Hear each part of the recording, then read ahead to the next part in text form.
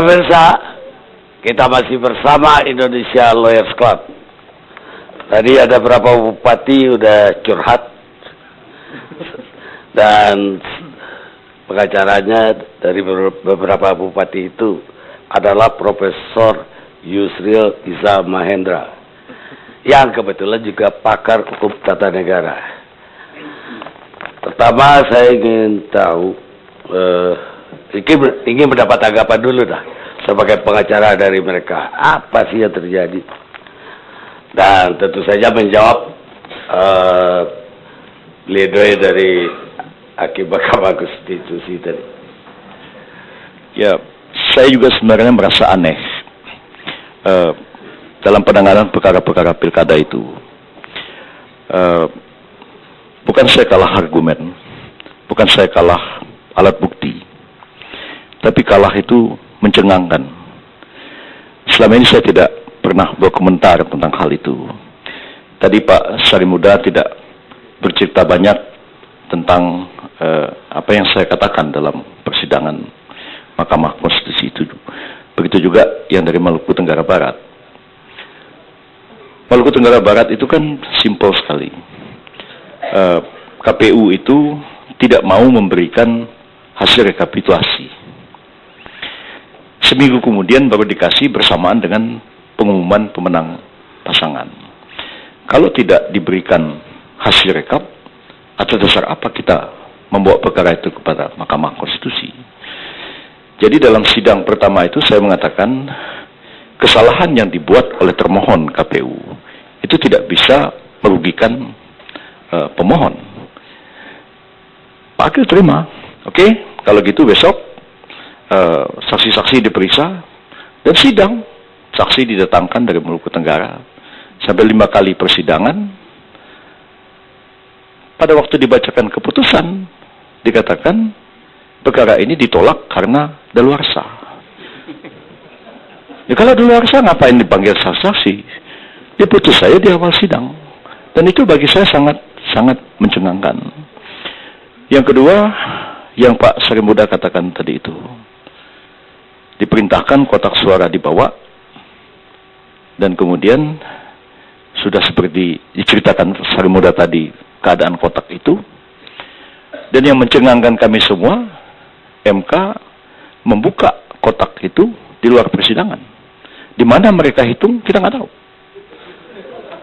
Tiba-tiba dalam putusan dikatakan majelis sedang menghitung suara, Pak Sarimuda cuma dapat sekian, lawannya dapat sekian lebih banyak, tapi ketika diakumulasikan, disatukan suara itu melebihi dari jumlah pemilih.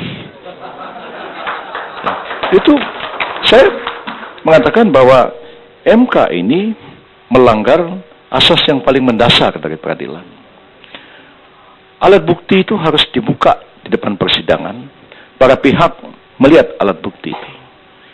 Nah, kalau MK memerintahkan supaya kotak suara dibuat dari Palembang, pertama, pilkadanya sudah berlangsung beberapa minggu sebelumnya. Siapa yang jamin kotak itu masih aman? Kedua, kotak itu diperintahkan dibawa ke Jakarta. Siapa yang jamin aman di perjalanan? Yang ketiga, sampai di MK, kotak dihitung di luar sidang. Kami hanya tahu hasilnya ini menurut perhitungan panel hakim. Jadi dalam pemilu legislatif nanti, selama kita buat kesepakatan mencoblos 40 suara sekaligus, oleh dalil ini disahkan. Terjadi akrobat hukum. Mengapa? Ada kepentingan kekuasaan di balik, bahwa kami harus kalah di balik. Baik, saya siap untuk itu, Pak. Di sini paling tidak yang kami dengar itu sekitar 80 miliar sampai 200 miliar untuk kasus Bali. 80 miliar ongkos semua. Ongkos ke oknum di Mahkamah Konstitusi tadi. Itu yang kami sampaikan. Naik lagi pasaran, tadi 10 miliar. Ya, tapi di Kompas hari ini, kan ada 100 miliar yang tidak jelas. Setiap pemilu kada, dulu pilkada, setiap orang yang kalah dimenangkan, yang menang dikalahkan, hasilnya apa? Pertama, bupati ataupun gubernur, pertama yang dilakukannya apa untuk daerahnya? Apa membangun? Tidak. Pertama yang dilakukannya adalah, kalau menang tahun pertama, membayar sponsornya. Kedua, mengembalikan modalnya. Ketiga, membayar hutangnya. Tahun keempat, jadi pasien KPK. Tahun kelima, masuk penjara. Nggak ada pembangunan. Ada yang rusak di antara kita ini. Bang Ruhut, jangankan Akil. Tolong 9, maksudnya 8 lagi pun copot. Bayangkan. Apalagi? Bang, bubarkan KPK MK. Apa nggak ngeri? Bubarkan bang. Lihat dong Twitter, lihat dong semua rakyat marah. Demo ada di Jogja. Tangan Akil dipotong 2 jarinya. Ini rakyat udah marah. Solusi yang dilakukan oleh pemerintah, Presiden sudah tepat melalui Perpu. Ya. Sebentar bang, sebentar bang. Bang, sebentar bang, biar jelas. Nah, kawan-kawan tenang. Tolong semua tenang duduk di boncengan. Jadi maksud saya, tambah lagi. Kok MK tidak diundang? Yang diundang ketua lembaga, siapa ketua MK? Tapi saya bukan hanya itu yang saya masalahkan. Hormati KPK dan kita salut apalagi statement Ketua KPK Pak Abraham Samad. Pak Abraham Samad mengatakan, feeling saya, apa mungkin ini dilakukan oleh satu orang? Bang, kebayang kalau dari MK yang lagi bermasalah itu ikut rapat kaitan dengan Perpu, betul apa yang dikatakan Profesor Yusril. Ini wewenang daripada Pak SBY sesuai dengan undang-undang. Dan undang-undang ini aku Komisi 3. Sebelumnya aku balik.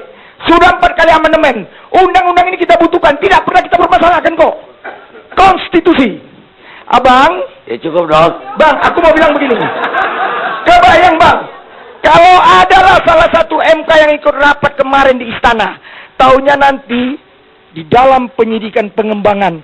Terlibat. Bocor. Ngeri kali barang itu bang. Kan ini bang. Jadi ini masalahnya. Jadi kawan-kawan terima kasih.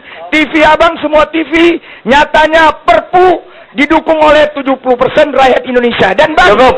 Bang ada satu lagi bang. Cukup. Demikian mantan kandidat Ketua Komisi 3 DPR.